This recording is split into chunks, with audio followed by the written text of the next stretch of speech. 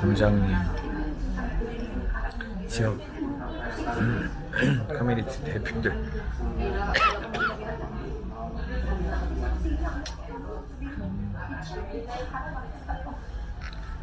CP7 롤란다 데니얼 메리 they want to go slow. Be more slow. Yeah. Oh, yeah, when we can. Pariza for me when we can. She will bring the car and then she can be interpreter. Cebuano. Good. I will bring the handsome guy. Okay? Sir. Then sa ato mga participants ay palato. But before we start, first part of course no preliminary and IEC no muna ato ang first agenda unya after sa IEC or information education and communication no, campaign which is ang part to ang focus group discussion sa matang sectors. No?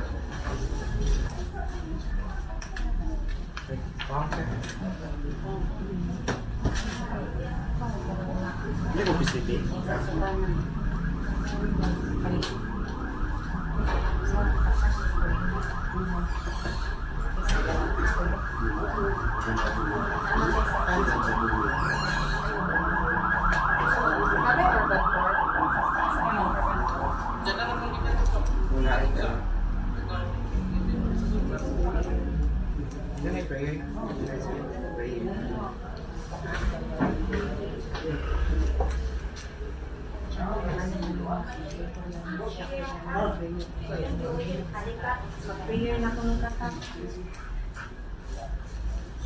Sige, so manindol ka tanan para sa pag-ampo.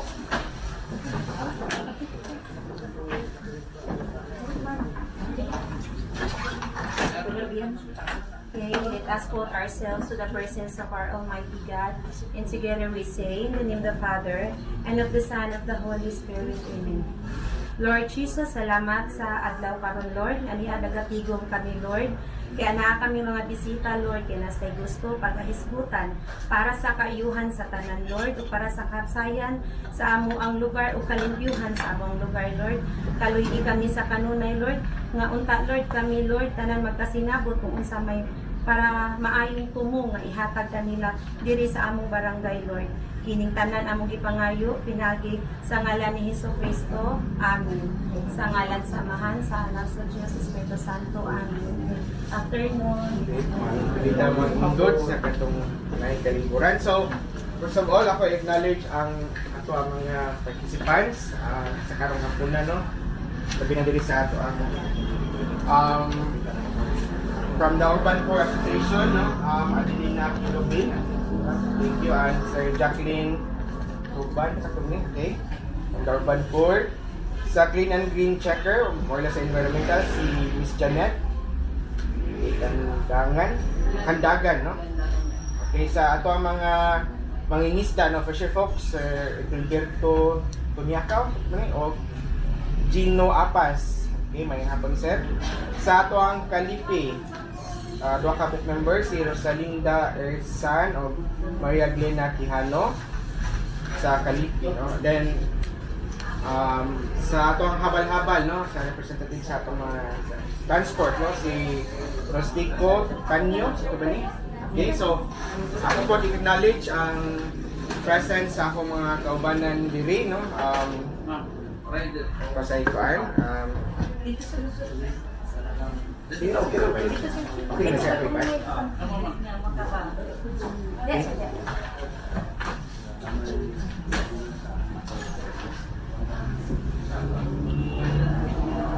From Dakon 1, no? Mr. Myung Che, is correct? Okay, no? From Konwa Engineering and Consulting, no? Korean National, no? Then Sir Andres Mergo, no? Sa Tubangan. Then Ma'am Yoli Gomez, no? Then Miss Leila Xavier, then Sir Rain Nunez, so ako din, then yours truly, no? Moderator, si Joseph Brian Kirolf. Then I would like to also acknowledge from Department of Public Works and Highways, no? Which is morning, no? Si Miss Mary Joyce Manuel, no? Sir Renz Daniel Del Rosario, no?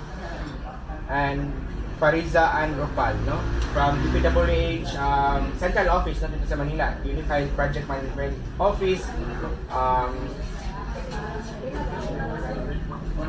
and from DPWH Region 7, Miss Sheila Pael, no? Nandito sa SRT Cebu City. And I think wala na akong nakalimutan, no? Pa-acknowledge sa mga tao. Then, una pa tayong mga participants, no? Mga maka-attend na atong attendance, no? Atong mga so, now, let's proceed, no? For the welcome remarks, may call in our very honorable Sir Ranolfo Imperio for his welcome remarks. Sir, may hapon ka. Mayong hapon atong tanan. Pinagin sa itong mga bisita, no? Nga naagi sila diri, dili na ako ma-mention ang tanan, ma'am, ha? Na-mention naman siya, no? So, dili na ako i-mention, labi naging sa atong usa ka honored guest. Anyo nga sa'yo. So, nanakoy na kamuhan nga, Kinoriano ba? So, ay nanak ta ka-importante diri sa atong barangay. Kaya doon na sila yung mga project para kayuhan. So, ipatawagin mo. Kaya para makaibaw mo. Minsan tayo wala makaibalo, ato po silang paibawon, ako na ilang plano diri sa atong barangay. So, dili na sa atong barangay, di ka ni sa Ibo. Mag-start sila sa Ibo, napadung sa Paho para sa Coastal Road. So, muna nga, para lang yung makibalo ta, kung sa ilang makalihukan diri, naagi sila din atubang sa atong barangay. Pinana, no? Pinana ta ka-importante. So, atong pagpakan ang atong mga bisita. Salamat po kayo, no? Sa urban core na diri. Kanya, ang atong mga fisher folks, ang atong kalipi, ang atong mga habal-habal drivers na naasad isa pa man sa inyong kabisi, no? Inyong itagaag panahon o oras. Ibalo ko nga ang inyong panginabuhi or nakuhaan yun ba? Pero sige lang, para mo din sa iwan sa itong barangay. Diba? So may naot ko nga maminaw ta, tanan. Ay, para ko makibalot ako sa update para sa atong barangay. Nga ako sa dili masag ko magdugay kay duna sa goy dain nga meeting. Si Mayor sa mo ato man sa ilawom sa New Bridge, sa second bridge, ay duna sa mga ayuda ng ipanghatag which is kinahanglan sa kompresensya. Muna mahinaot ko nga maminaw ng tanan para bilis kayo. Nga, may hapon o daghang salamat. Salamat, Sir. Kap, Sorry kayo. Sir, sorry kayo. Daghang tayong salamat, Kap, sa imuhang Thank you very much. welcome remarks, no? So, dako namang pasalamat sa mainitong pagdawat na mo tadi, no? Para sa kaning activity, no? So, duha ato ang tumong, no, sa ato ang kalihukan karong hapunan, no? Ang una is information, education, and communication, or more or less, kiba mo ning IEC campaign meeting, no? Ikaduha, masunod ang focus group discussion, no, sa mga matag sectoral groups, no? Atay PWD, citizen, no? Na matay guided questions, no? Yung mga pangutana.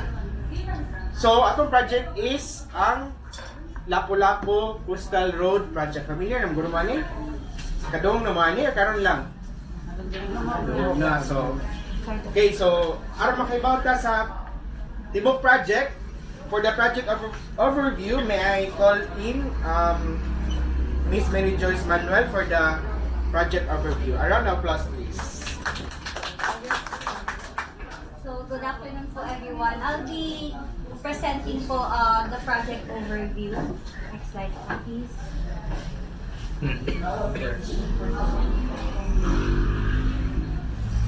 So, the project name po is Lapu-Lapu Coastal Road Project. From the name itself po, dito po siya located sa Lapu-Lapu City. Ang implementing agency po niya ay Department of Public Works and Highways through Roads Management Cluster 1 Bilateral, headed by Project Director Benjamin A. Bautista po. For the funding source, Ito pong feasibility study po natin ay grant po siya, meaning libre po siya ng Government of Korea through Export-Import Bank of Korea or KEPSIM po. Bali ito pong pag-aaral, libre po siya ng Korea.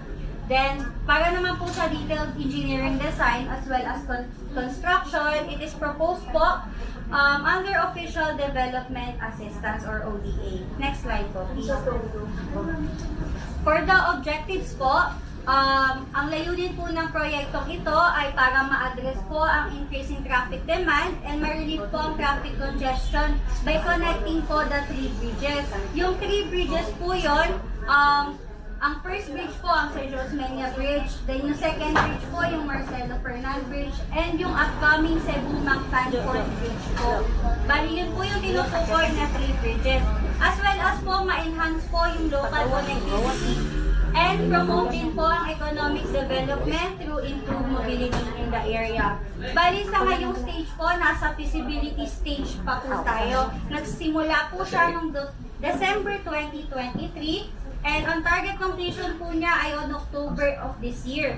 So, ang duration po nun ay 10 months.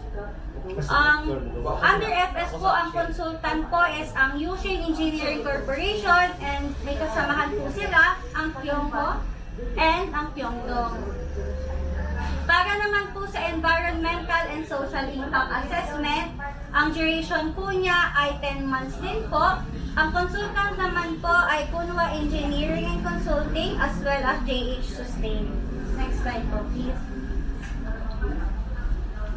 Bali for the project location, as I've said earlier po, yung white lane po, yun po yung Cebu Mactan Bridge, Fourth Bridge and Coastal Road Construction Project. And yung blue naman po, yung Consolacion Niloan Bypass Road Project. And focusing on our project po, yung Lapu-Lapu Coastal Road Project, yun po yung red alignment. Wherein, kokonekta po siya sa 3 alignment and mag-e-end po siya sa MNRDP, ang Mactan North Reclamation Development Project po. Next slide po. Focusing on our project po, may nakikita po kayong 3 alignments. Bali sa ngayon po, wala pa pong alignment yung wala pa pong final alignment. Bali pinag-aaralan pa po natin tong 3 alignment, proposed alignment na to, kung saan pinag-aaralan po natin siya base po sa different aspect po, ang technical, economic, financial, social aspect po. And as you can see po sa alignment, mag-start po siya sa Barangay Paho, sa may bandang first bridge po. Then, kokonekta po siya sa may second bridge. Then, dadiretso po siya sa fourth bridge. And it will end po at the MNRDP. So, for our red alignment po, may haba po siyang 4.17. Then, yung alignment blue po, yung alternative 2, may haba po siyang 7.14. Kaya po 7.14, dahil meron po siyang access roads na kung saan kokonekta po ito sa Mactan Circumferential Road, yung existing road po natin. Then, yung pink po, may haba po siyang 4.17 din po. Bali sa ngayon po, ulitin ko po, wala pa po tayong final alignment. Bali pinag-aaralan pa po natin tong 4 na alignment. Ayun lang po. That's all for the project overview po ng Lapu-Lapu City Coastal Road Project. Thank you po. Thank you so much, Mr. Joyce Manuel. So, let's proceed for the environmental and social impact assessment overview. May I call in Mr. Yongwoo Che, Project Manager of Kunwa Engineering and Consulting. A round of applause, please. 안녕하십니까. 네. Thank you, Mary. Here is a more detailed. Sorry for my voice. We're gonna plan like this. Can you see this? We are maybe nearby here. So, but we are still at feasible study stage, so it can be changed. Sometimes it doesn't construct. So, but basically, this is basically the route. So, but after we consult with the some professor it can be changed also, and also after receive some view and some complaint, it can be also changed. So next, this is a work scope of FS visual study. They also consider environment and social impact. So next, here is this site is status of the environment. It's usually there is because of the president of the Philippines prohibit discrimination, so we are going to consider the bridge. So the bridge will be located in the marine and coastal area. So I found out there is some mangrove forest near first bridge, and then I saw some like 2 years, 3 years mangrove tree, like someone who plant purposely. So and the road, the bridge cannot far away from the seashore because the sea level is deeper than seashore. That's why we have to close to the seashore. Then, as a social prospect, there is many people near living here, and also FS. The road plan. Where is it? The near. Is that the elementary school? The road they plan the road there because it's to connect Fourth Bridge. It's not easy to connect directly with the Fourth Bridge because they will strain, so it's not easy to connect it. That's why they made road over there. Next. Okay, here is our ECA work scope, and at first we're gonna review local law and rules. And there's many standard authorities like that. Also, it's not only that we have to follow the EDCF credit policies similar to with World Bank policy. And then here's normally we're gonna survey this area, and after that we're gonna assess the environmental impact, negative or positive, and after that we're gonna make the mitigation plans. And also to make a road, there is a construction stage, and after construction stage, while the time the monitoring, we're gonna make a monitoring plan. After all together, we're gonna make a report. Then while that, we gonna make public consultation, and also we have to review of it, Korea Exim Bank who borrow money. And then next, here's the implementation stage. I already told this, and then actually we don't have enough time because we have to done until end of October, but sometimes it's delayed, but I hope not. And we're gonna choose the optimal route for minimize the environment and social impact. This is what we do. And the last one is consultation with the various stakeholders. So some give information because we don't live here, so we don't know what's going on here. So give information. They will hear. They will know Tagalog, English, Cebuano. So it's much better than me. And the next.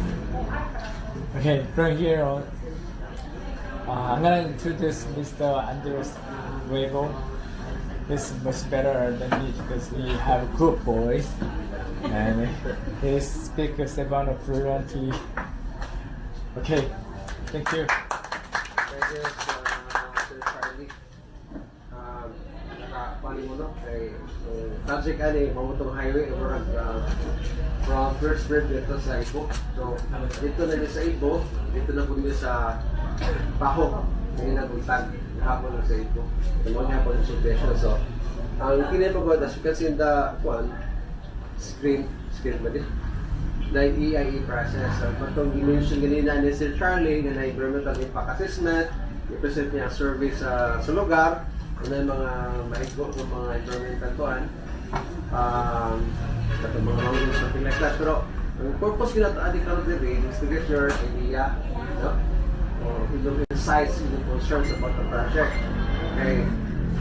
During, for example, during construction operation, kita na dapat mo sa first, second, selects nga okay pa na, review pa na, wala yung structure, but then na yung mga makinarya, manton, na yung mga mga crane, na yung mga activity, kanya ang concern sa uban po, sa ibuog sa Paho, na yung mga mananagat, dapat yung mga mananagat rin, di ba? So, siguro, yung during construction, samok siya, di kasi mababagan sila o niya ilang mga parang mati sa dagat. Yan ang mga activity. Hindi na pinakayan. So sa concern, niya kada po maigo. Yan na yung mga balay. No? Like sa Provincial News Postal. Although nga itong alignment as presented, ginina, sa gara ito mo sa dagat. Pero naman kung yung mga tubig sa mama, kay bukonig sa mama, di ba? Karani rin karoon din. So nag-dekonekta, dito sa Pusok, Mosakas Highway. Yung mga Toratigo, mga first grades, ito rin kamari, yung access ka. Ito na yung mga naikot na akong mga kuhan.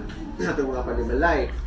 So, muna, itong kuhan, yun yung sectoral man. Yun yung mga na-presikat driver, vendors, sa Pagkabad, chairman, women's, mga kabaybayanan. So, ang impact ko na ito, may go sa mga sectors.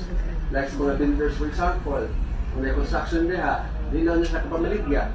No? Dinaw na kapambiyahe atong mga tresikat, like sa mga fishermen, sa atong mga elderly, sa senior citizens, sa youth, so laging may impact kada sectors. So man ang konsulta mo one by one sa sectors, i-onsa yung epekto diya sa inyong sektor. No? Grupo, o sa individual sad. So during operation sad, nasa epekto. Like ng pollution, saba, for example, kini-kiri, di ba natin siguro, kalayo naman. Ano katong doon, kasi natin mga balay dito, natin mga swilahan or something, so saba yun siya. So dapat ini ipagawas karon kung ano sa inyong na una-hunaan ng mga epekto ani. So dapat itong masuwat, ma-address mo sa DPWH, kasi sila may proponent ani sa atong sultan, sa Korean, kaya, oy naman dahil ngayon ni Sir nga, di na ka ato sa dagat, kaya mababagan na ni. So sa may inyong buhaton, hindi niyo mabagan. Napili mga huwag isda, di ba gubatong kadagatan. Manda siya, gusto ko kaon sa inyong mga ideas. Kung hindi natin malista, hindi makita nila, sila rin sa mag-design, gusto sila kataga-direct, hindi mo na sila design niya. Tapos wala ito sa ato, kasi dapat ato ipagawas. Wala, construction, sa operations, like for example, sa land, sa maikan sa yuta, and then sa tubig, basikan na nilang katong sa dito kahapon, siguro ito sa Ibo. Kung saan na nila mag-welding sila, mga tagag sa dagat, kung ano ang mga isda, kung hawa, diha. Although yung tanaw, pero valid na ang concert, kaya mamaya ang itanaw, kung mag-welding diha, natagak ang mga semento baron. So, saan hitag mo sa itong kadagatan? Valid kayo na post-pollution o contamination sa itong tubig. Okay? So, daghang pang mga idea. Basta ka mo, nasa mo daghang pang idea ang atong matanaw. Sa hangin, construction man na, so naging mga emission na, di ba? Mga abog niya sa mga contracts, mga agit. So, saan na siya? Ug sa katawhan, mga itong sektoral, no? Impact sa atong mga fishermen, sa atong mga kababayan. After ano, gina na Sir Juan Menina, Joseph nga, maggrupo ta per sector. So natin mga facilitator, pagkuha sa inyong insights. Kaya, sa ganang pangutan na, makapagpapabataan na, kasi pangutan ng trabaho na, kumatabaw itong may napiktuhan, bayaran kami, nagpamili dito sa site, So those are the kuan nga makikitaan sa ubang barangay. So sa inyo po, iskutan na natin ibalik hapon na kay basta kami yung sila may problema ani sa usok namin sa ubad, no? Dapat yun na ikuan o sa atong tanaw. So operation sad, once na ng bridge diha, na malagan diha yung mga sakyanan, sa may epektuhan na, basig manano sa babaw, ang saba, kusog na sa boss. So, bisa kung sa inyo mo na ipagawa sila siya. Kaya siya, ano yung negative or positive impact. So, sa ato yung buhaton, kung sa'y positibo, sa negatibo. Pero kiningani, although scientific ni sa ato mga experts, depende sila sa inyong i-hisbutan. No? Katong yung mga worries. So ato na ikuan positive ka siya or negative ba? So mo na siya atong ano. Namoy pa ngayon sa project nga mapiktuhan nun magubah ang balay, matagong relocation site.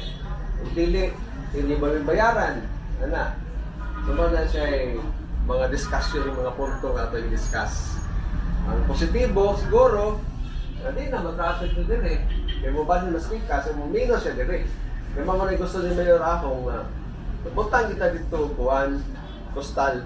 Kaya daghan na matag development, na natin reclamation to sa ibo niya, na natin Fort Mactan Bridge, upat na ka-bridge din padong din So, yung naog sa first, second, sa fourth, at third, anhig din rin mo traffic. So mga gusto na Mayor, butangin mo dito para dili na kayo na po dagat ang tanong kuwan. So mabakante siya, na-minus ang hangin nga pollution, na-minus ang saba, and then siguro, makabutang taga ng mga pedestrian, kay minus naman siya. Makalako-lako na ta. So man yung mga positive impacts. Okay, survey. Di man ta ka-decide kung sa itong buhaton, not unless tanaw din na dito sa site. So natin mga surveyors, buhaton sa site. Kung maapohon or sa sunod ng mga adlaw, na mo ihap sa mga kahoy, mga patiktuhan, no? Na mo conduct testing sa tubig, una po yung interview sa inyo. Dapat din na nabibahay ka sa postal, na ma-direct din yung matiktuhan. Layo na ako sir. Layo. Layo na ako. Layo na ako. Isag layo mo, matiktuhan ka mo. Kasi parang ako sir. Pagkuhan nyo lahat ng okay. Matugaw nyo ng siyempre lugar ng mga matugaw na. Oo, yun na. So, Matugaw nyo niya. matugaw, good. So, kilala ko yung mga nagakit ko. Galing mga trainer ko, hindi ko kita ng karoon na. So, kanang lugar niya, matugaw kayo kinay maniro, ay kanang pokok na illegal. Kadakan mo niya. Sa tayo mo ito, tingin na pa, pati-pati lang kayo. Karago kung natulog ko ba? so wala siya, so katong gito ato graph, road drive at public action plan. Kung survey nga, dapat may go, kung sa'y compensation ihatag sa gobyerno. Example, tunga sa mong balay, more na ikaw, yan may tapos tunga. Kung kinalang yung kanante mo, bayaran mo na. Hindi na magkapuluhan na, ganyan mong balay. So manay na yung mga survey mo na ihatag. Yan yung mapipilihan sa nagasadala sa install ng Banpur. Urban porno. So na, di man na sila papahawalis so pinalaban ng society. Okay. Although si Mayor na ibingon niya na i-provide, pero ang sa itong project lagi, kwarta igahin. Kaya na. So, ma-assure yun mo nga, diligid mo ma-agregrado kay ipahalo na man o ka ng sakto nga puluyanan. Unlike diha, mag-result-result, yeah, kanang sunog, so mana atong survey, dini more information na natin buhaton nga to sa lugar. So na yung mga dito sa mga coordinate ng barangay, yung social coordinate. Okay? Amo na social considerations. Maayo din sa ato, sa atong naglihod, trabaho ba ta, na sa washer, na may taga-DP, pinapabatan na sa may atong assurance ng katrabaho ni. So, mo ito akong ingon ganyan na kanang road drive na upgrade action plan. Okay? So, dili good ma-upgrade ang mapiktuhan, kay pahalo na man, or kung saan may apiktuhan, bayaran din mo. So, sakto nga bayad. For example, ang inyong balay ito 20 years ago. Nga imong gasto anas ona is Punta na 200,000. Karon imo itong po na similar, abot na 1 million, di mahal naman yun. So daily 200,000 ang hatag sa imo ang 1 million. Wala yung replacement cost. Para makatupot kayo, taga 200, hindi ka saan na ako 300. Gupa na akong bahay. So, kung saan yung balay diha, tagaan kag sakto nga makapuyo gapon ka sa imong kanang lugar. O sa imong puyo karong panahon na, o sa kakaharuhay, mas haruhay pa kay bag-o ng balay. So mo na usa ka pamaagi. Isa man naman pala na sa Apart na sa atong project mo nang computer good. Tuon sa site, mo na may mga survey, mag FS ko man siya. So FS ana, kita na sa FS kung pila itong magasto. Dili lang sa structure, ito pag magsaginto na, mga bakal or sanda, but also ang kanto epekto sa lugar, sa livelihood for example. I-cover sa mga what ancom kanang markets imong vendors, mga pagkaon mo na ginagawa nila na kuan. Ano may tulay diha. So, basta natanawon, tanaw sa stadium na may si ma'am, di na may kapaninda. So, kung sa may alternative na. ang government ng hatagan na. Ang government. So, for example, lingon na, kinahanglan na siya ka ng tabang ikan sa distribution. So, ibutang mo dito sa atong study nga, hindi taglabingon di kang sinusunod, ihatag katong ni ma'am. So, identify na. So, muna, kinahanglan yun nga inyo yung i-bat-bat. Mga karon, mga inyo pa ng mga nauna, wala pa muli itabo. Pero based on that, sa inyong nauna, ato na makahimo ang mga programa. Naayon mo, karon na meeting karon. Pero kini nga meeting, meron pa niya, dapat ay series of meetings. For example, inyong ibat-bat yan mo na, isuwat. Nya, hindi ko depende sa ato na sulbaron pamaagyan eh. Sa design, atong butang sa design, kini mga fisherman need of docking facility. Nagkuba naman siya, na dito light, mabalik na inyong asa mo dunggo silang kuan, bawaw niya to siya. Then ay kuan, ay poste.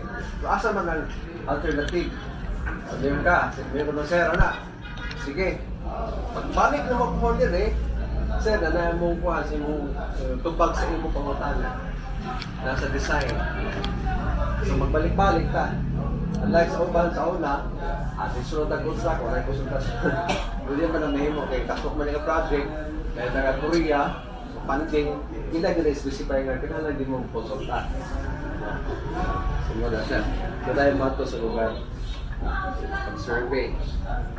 Okay, so muna schedule, kini sa study pa ni.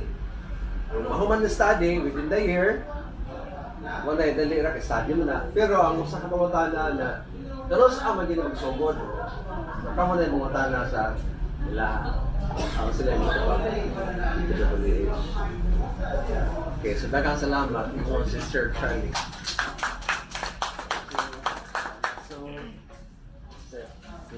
Thank you so much, Sir Andres Vergo, for the overview no, sa environmental and social considerations. So, next part sa ato ang activity karon manata sa information, education, and communication no, campaign meeting. So, let's proceed with the focus group discussion or gitawag og FGD. Familiar naman ni FGD, nakarating na ba mo ani? No, so nay mga NGO no or ubang mga isa sa mga kuno academic no may mag-research no kana about FGD. So i-mention ni Sir Andres kanina na kuha ninyo mga sentiments no pinagi sa mga namay giandam na questions no na amon na siya kuan. Then after sa tuang kuan tapok no by sectors. Then, balik ta dire for the open forum. Pwede na to i-open up sa big group discussion, no? Na pwede niyo i-open up aron mapart. So, sa women and gender and development na ba ta? Anak, isa pa wala ka attendance. Katong duam ni ka attendance no ang sa barangay o sa amo so katong wala pa naka-attendance sa amo ano. Naray bulpen. Pila ka ba kung wala pa?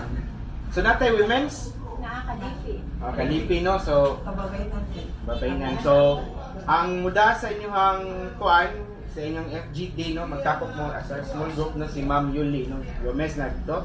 So, Ma'am, hindi na mo dool, asa mo magtapok, Ma'am? Sige. Nara mo diha, no? So, women, God, no, gender and development, no, so all about, about women, no, women empowerment, gender sensitive, etc., no.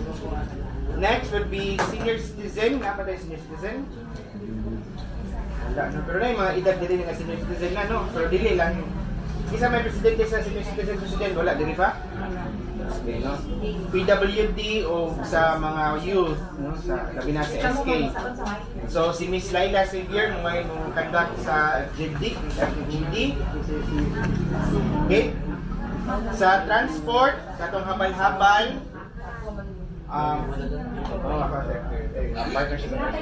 habal-habal o kaning mga fisher folks, mga isda, arin ako, no? So, asa kita magtapog? Asa ang mga habal-habal o mga isda, nagya? Sige. Ma'am, sa asang Urban 4. Sa Urban 4, si...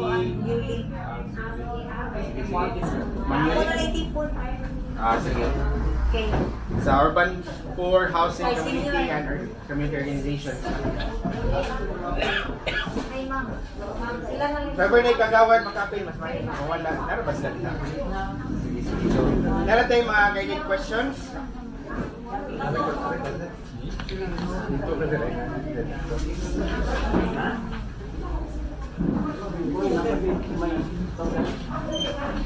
Kamu sa dagat? Jalan ko. Ay. Ito na like ko. Ito ko niya. Nasa kay Paul sa. Imo or password nyo? Di. Kamu lang ka ni Ma'am Rose. Ano po sila? Ano mo din? Ay, hari mo, ari, asa mo sa kagi? Oh, dire. Asa sa Ma'am Yol? Paghan sila. Oh, or kapag di makakagis.